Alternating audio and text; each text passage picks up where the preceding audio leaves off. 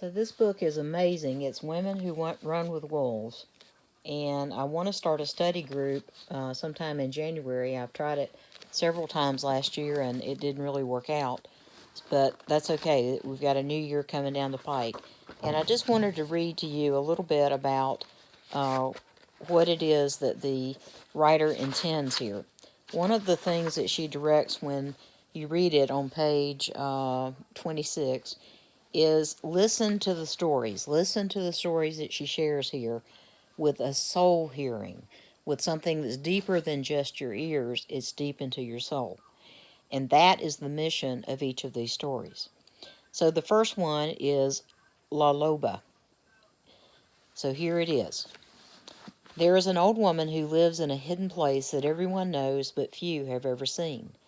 As in the fairy tales of Eastern Europe, she seems to wait for lost or wandering people and seekers to come to her place.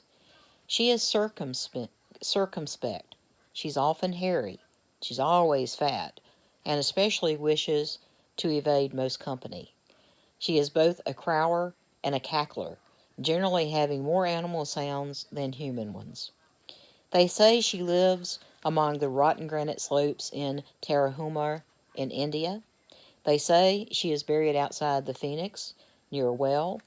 She is said to be seen traveling south to Mont Auban in a burnout car with the back window shot out.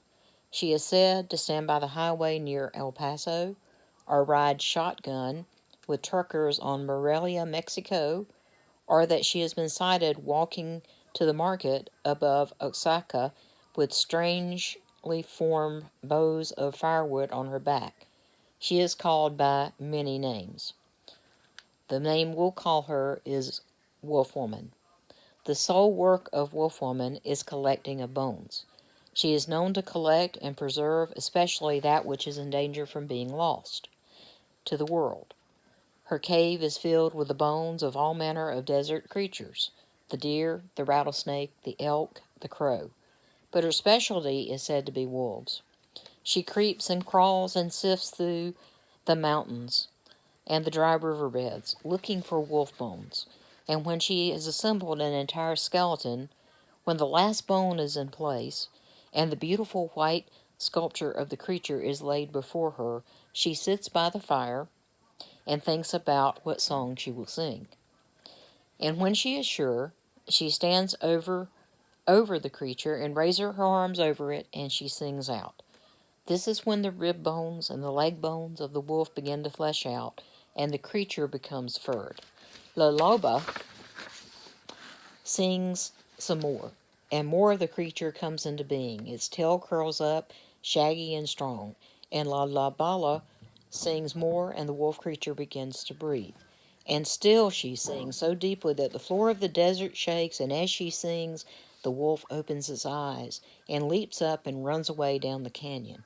Somewhere in its running, whether by speed of its running or by splashing its way into the river, or by the way of sunlight or moonlight hitting right in the side, the wolf is suddenly transformed into a laughing woman who runs free toward the horizon.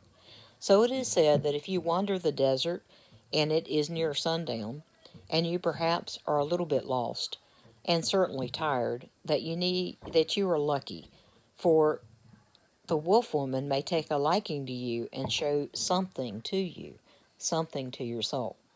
Now, there's about a page and a half of commentary on this, which I'm going to go through a little bit. But to me, that speaks to the desert that we all are in at times in our lives. You know, there are many, many seasons to a life.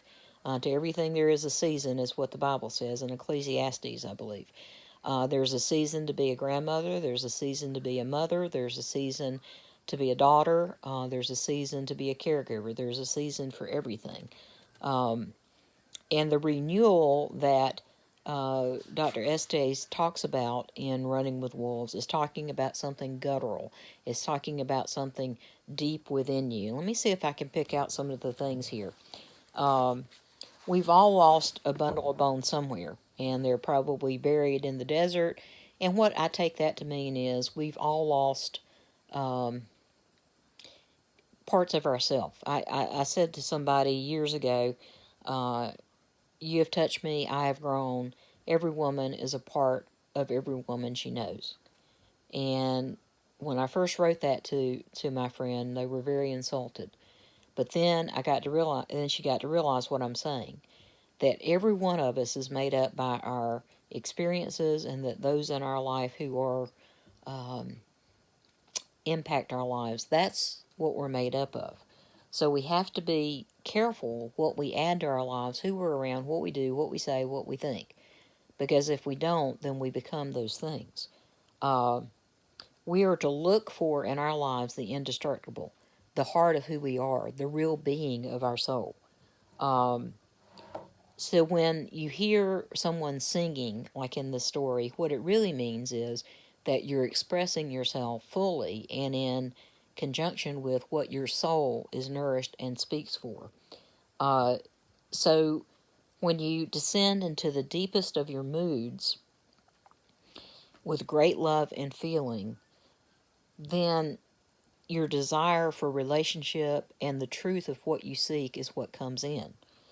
The symbol of the old woman is the wolf, the Loba. I'm probably not saying it right because I don't speak Spanish, but it's one of the most fundamental archetypes the world over for what would be called an old woman, a crone, whatever the case may be. And as she said in the story, most of the old women are quiet to themselves, would just as soon be alone. They are generally fat. I might meet all of those requirements, I think. But it's the personification in the world of things such as the Great Mother and the Great Father, the Divine Child, the maiden, the youth, the heroine, warrior, and the fool or foolless. It's vastly different in its effect, and it's the feeder root of the entire intellectual system. So, from my own study in Cherokee and basic Native American stuff, this is so true that it's the feeder root to everything in life. Of course, this is about women who run with wolves. Men are a part of this feeder root too, but I can't speak to that. All I can speak to is what women are. We are called to celebrate who we are. We are called to reach out our hand to others and bring them to the fold. We are called to see the best in people. We are called to highlight and accentuate the positive. So I invite you to do that today, to be that wild woman, that wolf, and rise up from the bones of the desert and become who you are and who you really should be. And that's the story of Loba in Women Who Run with Wolves.